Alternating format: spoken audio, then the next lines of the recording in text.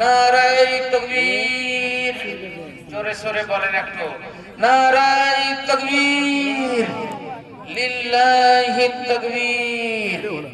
জীবন রে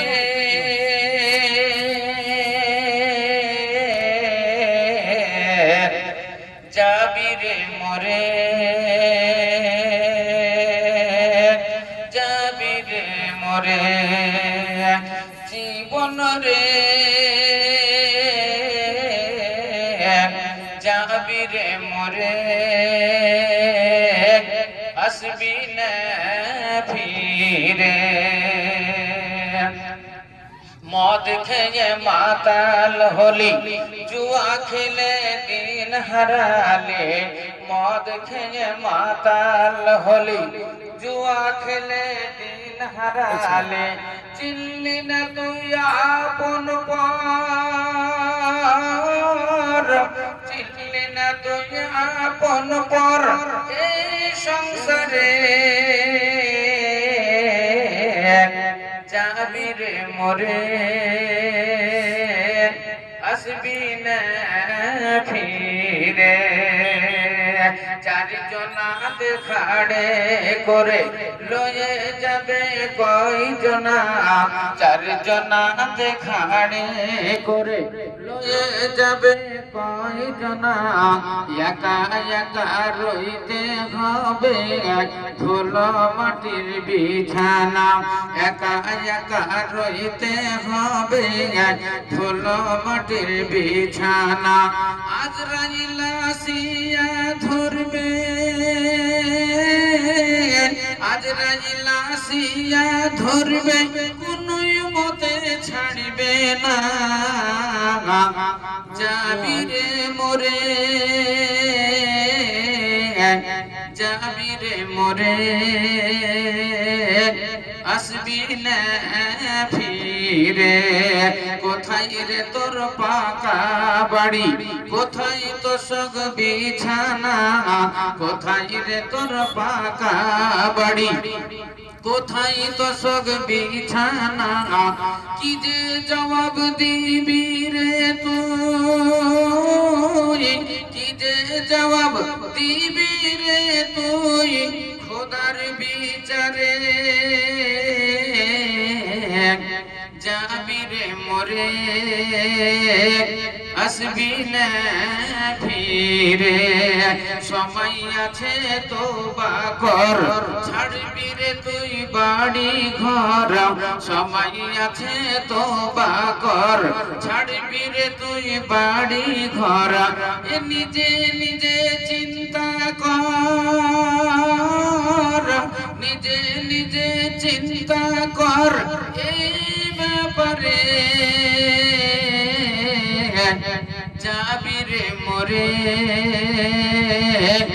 আসবি না ফিরে। যাবি রে মরে, আসবি না ফিরে। बदलेगा ज़माना, बदलेगा ज़माना, लाख मगर कुरान न बदला जाएगा। कौल मोहम्मद, कौल मोहम्मद, कौल खुदा है। कौल मोहम्मद, कौल खुदा, फरमान न बदला जाएगा। बदलेगा ज़माना लाख मगर कुरान न बदला जाएगा। শ্রদ্ধেয় আজকের এই মহতি সভার যোগ্যতম সভাপতি মহাশয়, ওলামায়ে ইকরাম, মুআজ্জাজ সামিন হযরত, পর্দার অন্তরালে আরো রাস্তাঘাটে এদিকে সেদিকে ছড়িয়ে ছিটিয়ে থাকা অবলা ও সরলা মা ও ভগ্নীগণ, প্রশংসা মাত্রই আল্লাহর, যার প্রশংসা ও গুণগান করে শেষ করা যাবে না। তাই ভক্তি সহকারে আমরা সকলে একবার বলি আলহামদুলিল্লাহ। বলেন ভাই একবার আলহামদুলিল্লাহ। তারপরে পরে আমাদের দুজাহানের গুরু, দুজাহানের নবী, নবী কুলের শিরোমণি তাজদারে মাদানী আহমদ মুজতবা মুহাম্মদ মুস্তাফা ভক্তি সহকারে বলেন সাল্লাল্লাহু আলাইহি ওয়াসাল্লাম। তিনার উপরে কোটি কোটি শান্তির ধারা বর্ষিত হোক। আরেকবার ভক্তি সহকারে বলেন আল্লাহুম্মা আমিন। ভাইরা আমার, ভাগ্যবান আপনারা, ভাগ্যবতী মহিলা ওরা যারা আমাদের এই প্যান্ডেলের ভিতরে এখন পর্যন্ত আছে। আপনারা যারা এই প্যান্ডেলের ভিতরে এখন পর্যন্ত আছেন, সত্যি ভাগ্যবান আপনারা। দুর্ভাগ্য ওদেরই যারা আমাদের এই জালসাতে এখন আসতে পারেনি। সন্ধ্যা থেকে নিয়ে তারা এখন পর্যন্ত জালসার মাহফিলে বসতে পারেনি, প্যান্ডেলে বসতে পারেনি। আবার কিছু কিছু লোকের এমনই দুর্ভাগ্য যারা জালসাতে এসেছে কিন্তু জিলাপি চুরি এও খেতে খেতেই তারা বাড়ি ফিরে গেল। আমাদের এই প্যান্ডেলের তলায় বসার তাদের আর সুযোগ হইল না। এদেরও দুর্ভাগ্য। ভাইয়েরা আমার, আল্লাহ রাসূল বলেছেন পৃথিবীতে দুটো রিয়াজুল জান্নাত আছে। সাহাবারা বললেন ইয়া রাসূলুল্লাহ, পৃথিবীতে দুটো রিয়াজুল জান্নাত আছে, রিয়াজুল জান্নাত কি কি? ফাশারা ইলা মদিনাতুল মুনাওয়ারা। আল্লাহ রাসূল মসজিদে নববীর দিকে ইশারা করলেন, ইশারা করে বললেন হাযা রাউযাতুম মিন রিয়াজিল জান্নাহ। এটা হলো জান্নাতের বাগিচা, এটা হলো জান্নাতের বাগান। নবী বললেন আল মসজিদু রাউযাতুম মিন রিয়াজিল জান্নাহ। মসজিদ হলো জান্নাতের বাগিচা, মসজিদ হলো জান্নাতের বাগান। আপনি মসজিদে নামাজ পড়বেন, আপনি রিয়াজুল জান্নাতে নামাজ পড়বেন, আপনি মসজিদে কোরআন শরীফের তেলাওয়াত করবেন, আপনি রিয়াজুল জান্নাতে বসে বসে কোরআনের তেলাওয়াত করবেন, আপনি সালাত নামাজ আদায় করবেন, রিয়াজুল জান্নাত আপনি নামাজ আদায় করবেন। না মসজিদে বসে বসে আপনি আল্লাহর জিকির করবেন, আপনি রিয়াজুল জান্নাতে জিকির করবেন। আল্লাহর ইবাদত বন্দেগী করে করে, জিকির আজকার করে করে যদি আপনার থাকানো হয়ে যায়, আপনি যদি এলে যান মসজিদেই শুয়ে যাবেন, আপনি রিয়াজুল জান্নাতে শুয়ে যাবেন। বলেন আলহামদুলিল্লাহ, নারায়ে তাকবীর। তাহলে সেই রিয়াজুল জান্নাতের উপলক্ষে আজকের এই জলসা, মসজিদের উপলক্ষে আজকের এই জলসা। গত বছরও এরকম লোক ছিল না, গত বছরও জলসাতে লোক ছিল না, কিন্তু আল্লাহ রাব্বুল আলামিন মানুষের মনকে, মানুষের হৃদয়কে এমনই করে দিয়েছিলেন, মনে হচ্ছে যেমন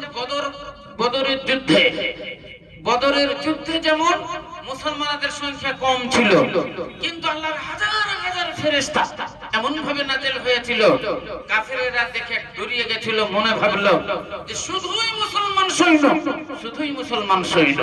কিন্তু লোক কম ছিল, কিন্তু দান একবারে জি ভরা, বহুত কালেকশন হয়েছিল। তাতে মসজিদের ফিগারই পাল্টে গেছে। আলহামদুলিল্লাহ, এবছর দান খুব ভালো হলো। এখনো অনেক দান থেকে গেল। আমার জানাশোনা মোটামুটি দান ভবানীপুরের, আপনাদের এই পাকুড়ের, তারপরে আপনার এই বল্লভপুরের, এই এলাকা চাঁদপুরের অনেক মানুষ আমাদের পরিচিতির ভিতরেই আছে। তারা মোটামুটি দান এখনো আসেনি। এখনো 10,000-এর দান, 20,000-এর দান, এমনকি 50,000-এরও দান এখনো বাকি আছে। তাদের নামগুলো আমার কানে এখনো পৌঁছায়নি। আমি অনেক জনারই তো নাম জানি। প্রায় 25 বছর থেকে আপনাদের এই ভবানীপুর মাদ্রাসাতে আমি আসছি। আমার দোস্ত আসফারুল ইসলাম, আল্লাহকে হায়াত দারাজ করুক, হায়াত দিক, হ্যাঁ আল্লাহকে দীর্ঘজীবী করুক, মাদ্রাসাটা চালাচ্ছেন। আল্লাহু আকবার।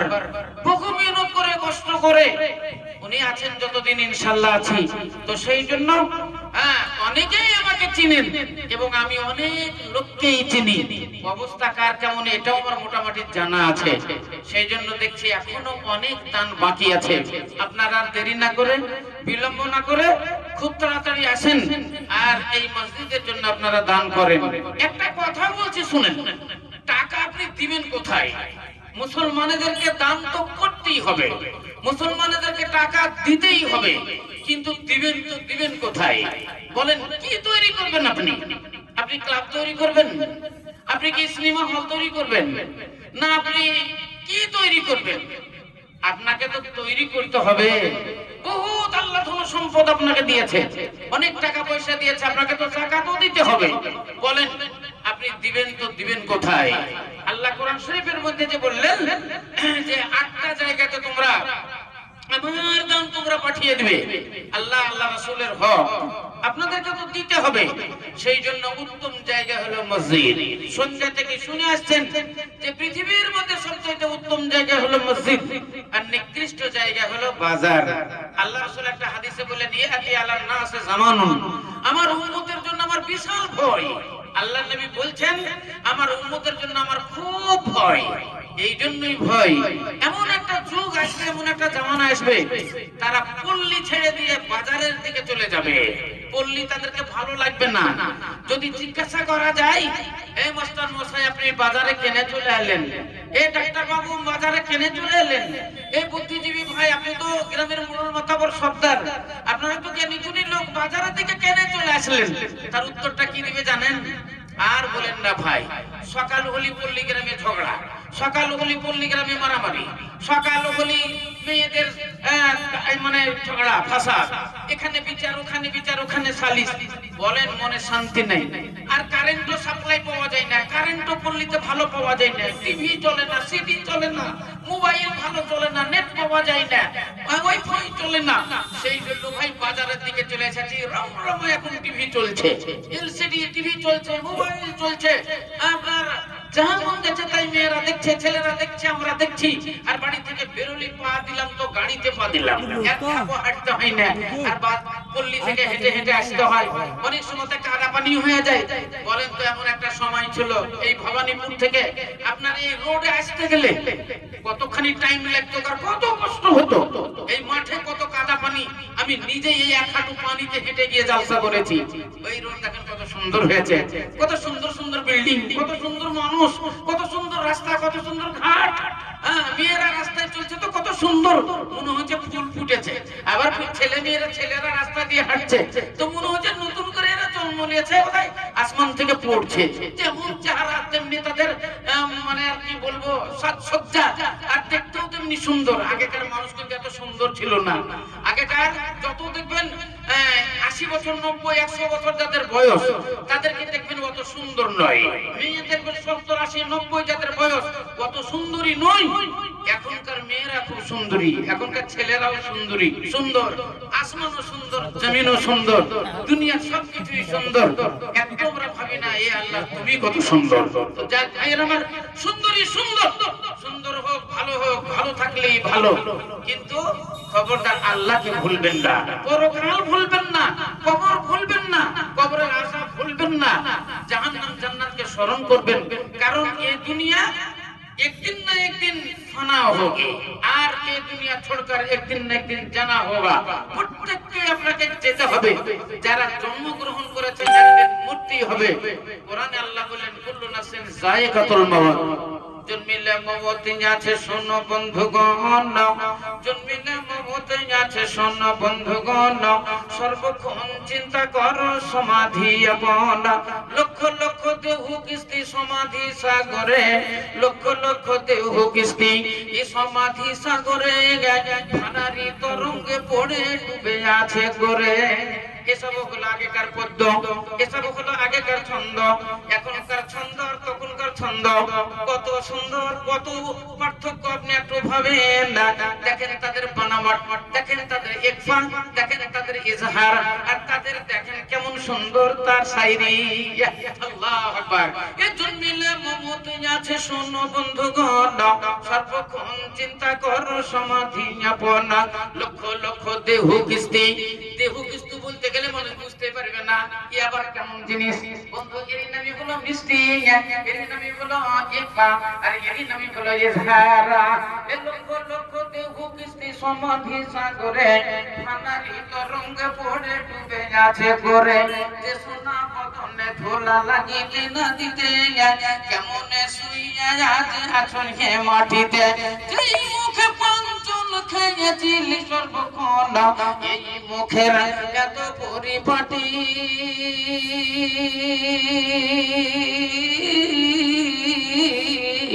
পথিয়া সরিয়া গেছে কয়েক দিনের বিচে, এই মুখে ভরা গেছে মাটি। কত বড় বড় ওলি, কত বড় বড় আউলিয়া, কত বড় বড় মাওলানা, আর কত বড় বড় বক্তা, কত বড় বড় এমপি, কত বড় বড় এমএলএ, কত বড় বড় মন্ত্রী সব দুনিয়া থেকে চলে গেল বন্ধু। তাদের কত রোগ, তাদের কত দবদবা, কোথায় গেল ফেরাউন, কোথায় গেল হামান, কোথায় গেল নমরুদ, কোথায় গেল সাদ্দাদ, কোথায় চলে গেল যাদের দাপটে সারা পৃথিবী কম্পমান হয়ে যেত, যাদের দাপটে সবকিছু রাস্তা বন্ধ হয়ে যেত। ইসলাম দরদি ভাইরা মারা কোথায় চলে গেল, কোথায় চলে গেল? কেউ নাই। আল্লাহ বললেন কুল্লু নাফসিন যায়িকাতুল মাউত, হর নফস কো মৌত কা মজা চখনা হোগা। তো যাকে এই বিষয়টা সন্ধ্যা থেকে প্রায় মাওলানারাই বলল, আমি এই বিষয়টা একবারে ছেড়ে দিয়ে আপনাদের অন্যদিকে নিয়ে চলে যাব। আমি সন্ধ্যা থেকেই ওয়াজ শুনছি, দেখছি একের পর এক মাওলানারা বলছে, মনে মনে ভাবছি এটা বলবো তো আরেকজন বলে দিচ্ছে, আবার মনে করলাম এটা বলবো তো আরেকজন বললো, এবার বিল কালেকশনটা তো একজন বলে দিল। তাহলে এবার আমাকে কি বলতে হবে? ওই কথা বলে আপনাদের আর বলবো না। আমি কি যে বলবো সভাপতি বুঝতেই পেরেছে। কোরআন শরীফের আয়াত যে আমি তেলাওয়াত করেছি উনি বুঝেই ফেলেছেন যে শিবুর মাওলানা কি বলবে। সুবহানাল্লাযী ইয়াসরা বিআবদিহি লাইলাম মিনাল মাসজিদিল হারাম ইলাল মাসজিদিল আকসা আল্লাযী বারাকনা হাওলাহু লিনুরিয়াহু মিন আয়াতিনা ইন্নাহু হুয়াস সামিউল বাসীর। আপনারা শুনে আসছেন ইসলামের ভিত হলো পাঁচটা, কালেমা, নামাজ, রোজা, হজ, যাকাত। এই পাঁচটা হলো আমাদের ইসলামের ভিত। ইসলামের যেটা আসল ভিত সেটাই হলো মিরাজ। কারণ নামাজ, রোজা, হজ, যাকাত আগে ছিল না, যা কিছু হয়েছে মিরাজে গিয়ে হয়েছে। তাহলে মূল ভিত হলো আমাদের মিরাজ, যেটা আল্লাহর নবী এই পৃথিবী থেকে সাত আসমান ভ্রমণ করে চলে গেছিলেন। এক রাত্রির ভিতরে আসমান জমিন ভ্রমণ করে নবী আমার জান্নাত জাহান্নাম দর্শন করে সমস্ত কিছু করে ফিরে চলে এসেছিলেন। ওইটার নাম হলো মেরাজ। মেরাজ মানে হলো সিঁড়ি, ইসলাম মানে রাতে রাতে চলা। আল্লাহ নবী যে রাতারাতিতে চলেছিলেন আল্লাহ রাব্বুল আলামিনের দিদারের জন্য সাত আসমান ভেদ করে আরশে মুআল্লাকা পর্যন্ত। মসজিদে নববীর ভিড়, মসজিদে কাবা শরীফের সেখানে আল্লাহ নবী ঘুমিয়েছিলেন। ডান দিকে হযরত আবু বকর ঘুমিয়েছিলেন, বাম দিকে হযরত ওমর ফারুক রাদিয়াল্লাহু তাআলা আনহু ঘুমিয়েছিলেন।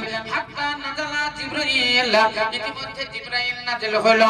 অনেকগুলো ফেরেশতা তার সঙ্গে ছিল। একজন ফেরেশতা বলল, ওই যে ডানার বামের মাঝখানে মধ্যস্থলে যিনি ঘুমান মান হুয়া, ওই ব্যক্তিকে? জিবরাইল বললেন, হুয়া মুহাম্মাদুর রাসূলুল্লাহ। ইনি বলেন হযরত মুহাম্মাদুর রাসূলুল্লাহ। বলেন সাল্লাল্লাহু আলাইহি ওয়াসাল্লাম। মক্কাবাসী কাফেরদের মধ্যে আপনাদেরকে যদি বলা হয় যে আল্লাহর নবীর সবচেয়ে একটা শত্রুর নাম বলো, আল্লাহর নবীর সবচেয়ে বড় দুশমন, এই দুশমনের নাম বলো, তো আপনারা কার নাম বলবেন? আশা করি আপনারা আবু জাহেল বলবেন।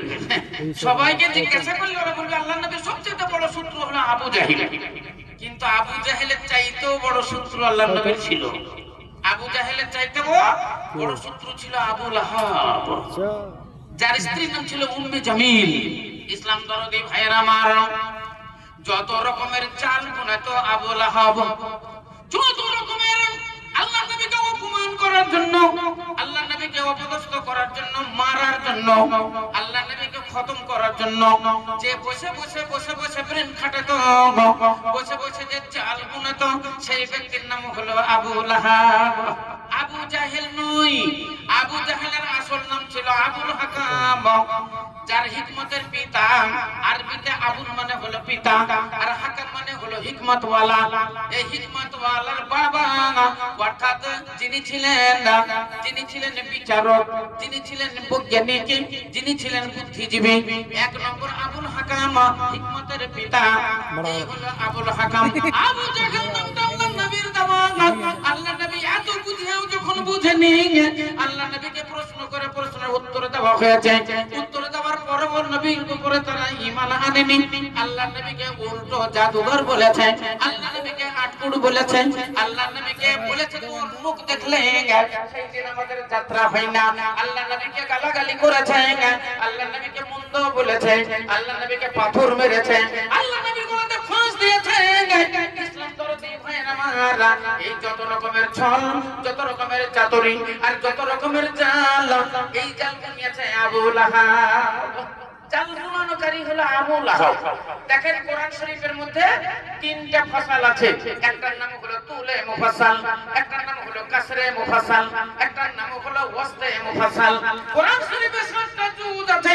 কোরআন শরীফের ভিতরে 30 পারা আছে। কোরআন শরীফে 114টা সূরা আছে। কোরআন শরীফে 540টা রুকু আছে। কোরআন শরীফে 6666টি আয়াত আছে। কোরআন শরীফে 3,33,000 মতন করে 721টা অক্ষর রয়েছে। ইসলাম দরদি ভাইরা আমার, 114টা সূরার ভিতরে কোন সূরা আবু জাহেলের নামে নাই। আবু জাহেল বলে কোন সূরা নাই, কিন্তু আবু লাহাবের আছে। তাব্বাত ইয়াদা আবি লাহাবি ওয়া তাব মা আগনা আনহু মালুহু ওয়া মা কাসাব সায়াসলা নারান যাতা লাহাব ওয়া ইমরাতুহু হাম্মালাতাল হাতাব ফি জিদিহা হাবলুম মিন মাসাদ। ইসলাম দরদি ভাইরা আমার, তাহলে আবু লাহাবের নাম কোরআন শরীফের মধ্যে মহান আল্লাহ ঘোষণা দিলেন। কোরআন শরীফের ভিতরে আবু লাহাবের জন্য বদদুয়া, কোরআন শরীফের জন্য আবু লাহাবের জন্য ধ্বংস, কোরআন শরীফে আবু লাহাবের সন্তানদের জন্য ধ্বংসের আলোচনা মহান আল্লাহ রাব্বুল আলামিন করেছেন। তাহলে সবচেয়ে বড় দুশমন, সবচেয়ে বড় শত্রু ছিল আবু লাহাব। ইসলাম দরদি ভাইরা আমার দিনের রাসূল সরকারে দো আলম মসজিদে নববীর মসজিদে কাবায় ঘুমিয়েছিলেন। জিবরাইল আলাইহিস সালাম বললেন ওই মধ্যস্থলে তিনি ঘুমানো হওয়া রাসূলুল্লাহ। আল্লাহ নবীকে মেলা রকমের প্রশ্ন করা হয়েছিল। তার মধ্যে একটা প্রশ্ন ছিল, মুহাম্মদ তুমি যে বলছো আনা রাসূলুল্লাহ, তুমি যে বলছো আনা রাসূলুল্লাহ, আমি হলাম আল্লাহর রাসূল, আমি হলাম আল্লাহর নবী, বলো তুমি কি করে জানলে? তুমি না হয় আমাদেরকে বলছো আমি আল্লাহর রাসূল, আমরা জানলাম তুমি আল্লাহর রাসূল। আরেকজনকে বললে আমি আল্লাহর নবী, আমরা জানলাম তুমি আল্লাহর নবী। একজন বললো আমি ডাক্তার, আমরা মেনে নিলাম তুমি ডাক্তার। কিন্তু এ মুহাম্মদ তুমি যে বলছো আনা রাসূলুল্লাহ, আমি হলাম আল্লাহর রাসূল, তুমি কি করে জানলে যে তুমি আল্লাহর রাসূল? তোমাকে কে জানালো? আরে আমাদেরকে না হয় তুমি বললে যে আনা রাসূলুল্লাহ, আমি আল্লাহর রাসূল, আমরা জানলাম যে তুমি আল্লাহর রাসূল, কিন্তু তোমাকে কে বললো আনতা রাসূলুল্লাহ? আল্লাহ নবী বলছেন শোনো আমি কি করে জানলাম। আমি যে আল্লাহর রাসূল তা কেমন করে জানলাম শোনো। আমি ওই কাবার ঘরের সামনে যখন ঘুমাই, জিবরাইল নাযিল হলো, অনেকগুলো ফেরেশতা তার সঙ্গে ছিল। একজন ফেরেশতা জিজ্ঞাসা করলো ওই মধ্যস্থলে যিনি ঘুমান মান হুয়া, ওটা কে? তখন জিবরাইল বলেছিলেন হুয়া রাসূলুল্লাহ। আমি সেই দিন জানতে পেরেছিলাম আনা রাসূলুল্লাহ। নারে তাকবীর। ইসলাম দরদি ভাইয়ের আমার, ফেরেশতারা বললেন তাহলে আর দেরি করে লাভ কি? আল্লাহ নবীকে সেখান থেকে উঠিয়ে নিয়ে গেল বাইতুল আকসা। বাইতুল আকসাতে গিয়ে 1,24,000 পয়গম্বর সমস্ত আলামে আরওয়াহকে তাদের জমা করা হলো। আল্লাহ নবী 2 রাকাত সালাত আদায় করলেন, নামাজ আদায় করলেন। আল্লাহ নবী ইমামতি করে 2 রাকাত নামাজ আদায় করলেন। জিবরাইল বললেন ইয়া রাসূলুল্লাহ বহু দূর জানা হ্যায়, বহু দূরের পথ, বহু দূরে যেতে হবে, কিছু টিফিন কইরা নেন। যে আল্লাহ নবী বললেন জিবরাইল টিফিন কি করব? জান্নাত থেকে 2টো গ্লাস নিয়ে আসা হলো, একটা গ্লাসে মদ আর একটা গ্লাসে দুধ। আল্লাহ নবীকে বলা হলো ইসরিব ইয়া রাসূলুল্লাহ, আপনাকে দিয়ে দেওয়া হলো 2টো গ্লাস, আপনার যেটা ইচ্ছা সেটা আপনি পান কইরালেন। এটাতে আছে দুধ আর এটাতে আছে মদ। আল্লাহ নবী হাতটা বাড়িয়ে দিলেন, গ্লাস দুধের গ্লাসটা গ্রহণ করলেন, দুধ পান করলেন। জিবরাইল বললেন ইয়া রাসূলুল্লাহ আপনি ফিতরাতি জিনিস কবুল করেছেন, যেটা মানুষের জন্য দরকার। এই দুধ মানুষের জন্য দরকার। দুধের মধ্যে আছে এমন ভিটামিন, মানুষের এই দুধের মধ্যে ভিটামিন আছে এ, ভিটামিন আছে বি, ভিটামিন আছে সি। দুধের মধ্যে সমস্ত কিছু আছে, কিন্তু মানুষ দুধ পান করে না, মানুষ মদ পান করে। মাংসে মাংস বৃদ্ধি, মাংসে মাংস বৃদ্ধি, ঘৃতে বৃদ্ধি বল, দুধে সকল বৃদ্ধি, শাকে বৃদ্ধি মল, সংস্কৃতির যুগ, সংস্কৃতির কথা। মানে তারা বলেছে যে মাংস বৃদ্ধি, যদি মানুষ বেশি মাংস খায়, মাংস নাড়াচাড়া করে, মাংস মানে ঘাটাঘাটি করে, তাহলে তাকে মোটা হতেই হবে। মাংস বৃদ্ধি, মাংস খেলে তার গায়ে মাংস লাগবে। খিদে বৃদ্ধি বল, ঘি খেলে তার শক্তি হবে। দুধে সকল বৃদ্ধি, দুধ এমন জিনিস সবকিছুই বৃদ্ধি। শাকে বৃদ্ধি মল, শাক খেলে পায়খানা হবে।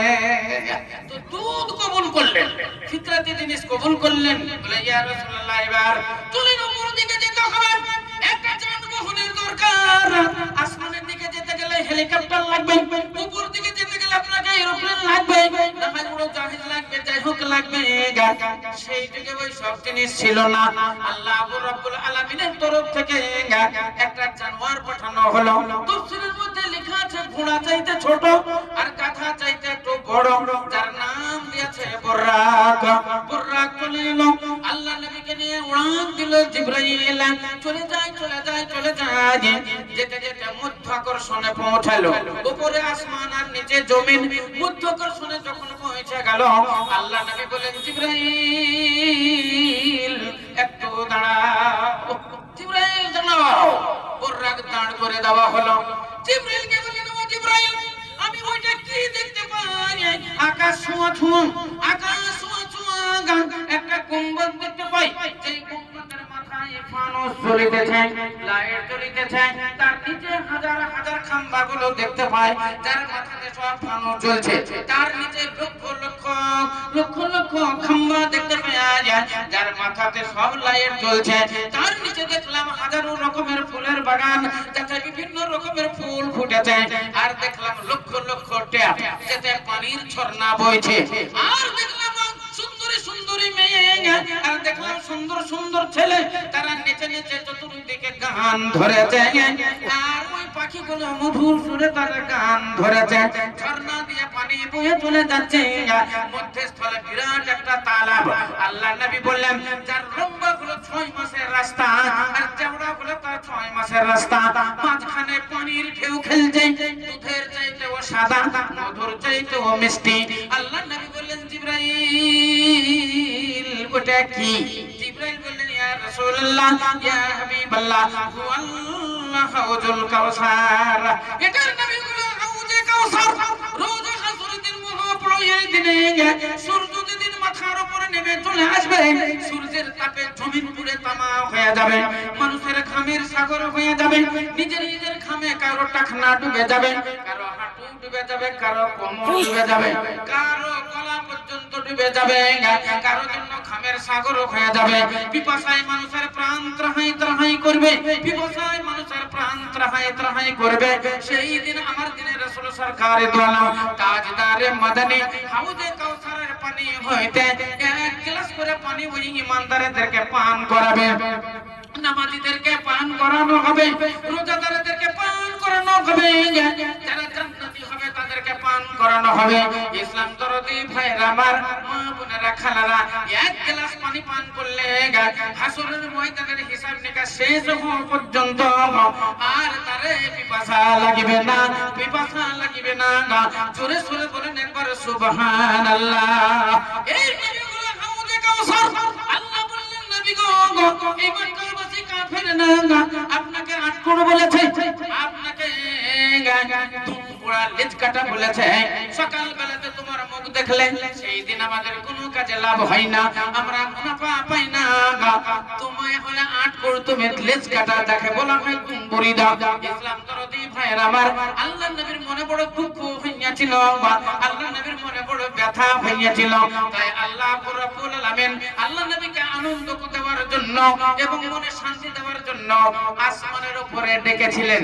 তাই বলি বন্ধু, আল্লাহ বললেন নবী গো, দুনিয়াতে আমি বড় বড় নবী পাঠিয়েছি, কাউকে আমি শফিউল্লাহ টাইটেল দিয়েছি, কাউকে আমি খলিলুল্লাহ টাইটেল দিয়েছি, কাউকে আমি কালিমুল্লাহ টাইটেল দিয়েছি, কাউকে রূহুল্লাহ টাইটেল দিয়েছি, কিন্তু আমি হাউজে কাউসারের মালিক কাউকে বানাইনি। হাউজে কাউসারের মালিক আমি কাউকে বানাইনি। ইন্না আতাইনাকাল কাউসার ফাসাল্লি লিরাব্বিকা আনহার। আল্লাহ বলেন নবী তোমাকে আমি দান করলাম হাউজে কাউসার, আমি তোমাকে দান করলাম হাউজে কাউসার। সেই মহাপ্রলয়ের দিনে এক গ্লাস করে শরবত পান করাবে, এক গ্লাস করে পানি পান করাবে, মিঠা পানি। এই পানির মালিক আমি তোমারে বানিয়ে দিলাম, এই পানির মালিক আমি তোমারে বানিয়ে দিলাম। এর জন্য তুমি কি শুকরিয়া করবে? এর জন্য তুমি আমার কি শুকর করবে? আমারে কি দান করবে? আল্লাহ বললেন, আল্লাহর নবী বললেন, আল্লাহ আমার কাছে তুমি কি নেবে? আমার কাছে তোমার কি দরকার? আল্লাহ বললেন আমার কোনো জিনিসেরই দরকার নাই, তবে ফাসাল্লি ইলি রাব্বিকা, তোমার প্রভুর জন্য তুমি সালাত আদায় করো, প্রভুর জন্য নামাজ আদায় করো, ওয়ানহার এবং তার সন্তুষ্টি লাভের জন্য কুরবানি করো। অতএব ভাই আল্লাহর রাস্তাতে আমাদের দান করতে হবে, কুরবানি করতে হবে। মহামূল্যবান দান, আপনার মহব্বতের জিনিস, আপনার মহব্বতের মাল, আপনার সোনা হইতে দানা হইতে মহব্বতের সোনা দান করতে হবে, মহব্বতের চাঁদি দান করতে হবে, ফসল পানি আল্লাহর রাস্তায় দান করতে হবে। এবং গচ্ছিত টাকা আপনার ঘরে আছে, এই টাকা থেকে আল্লাহর রাস্তায় আপনাকে দান করতে হবে। ব্যাংক ব্যালেন্স আপনার আছে, এই ব্যাংক ব্যালেন্স দিয়ে আল্লাহর রাস্তায় কুরবানি করে দিতে হবে।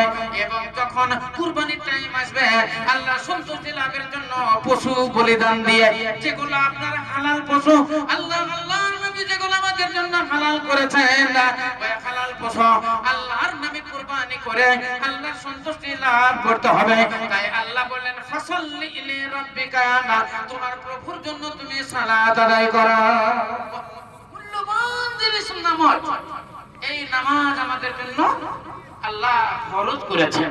নামাজ পড়তেই হবে ভাই, কারো রেহাই নাই। যারা বালেক বালেগা, এক কথাতে সুস্থ সবল রোগ মুক্ত, এরা যারা প্রত্যেকের উপরে নামাজ আর রোজা ফরজ করে নিতে হবে। ইসলাম দরদি ভাইয়ের আমার, তাহলে সালাত আদায় করতে গেলে, নামাজ আদায় করতে গেলে মসজিদ বানাতে হবে। ভাগ্যবান যারা তারা আজকে 1000 টাকা দিয়েছে, কেউ 5000 টাকা দিয়েছে, কেউ 10000 টাকা দিয়েছে, কেউ 20000 টাকা দিয়েছে। আমি খালি শুনলাম একজন দিয়েছে 51000 টাকা। সত্যি ভাগ্যবান, আল্লাহ রাস্তায় আল্লাহর মসজিদ নির্মাণের জন্য, আল্লাহর ঘর তৈরি করার জন্য দিয়েছে 51000 টাকা। আর কি কোনো বান্দা নেই? একটা দান 50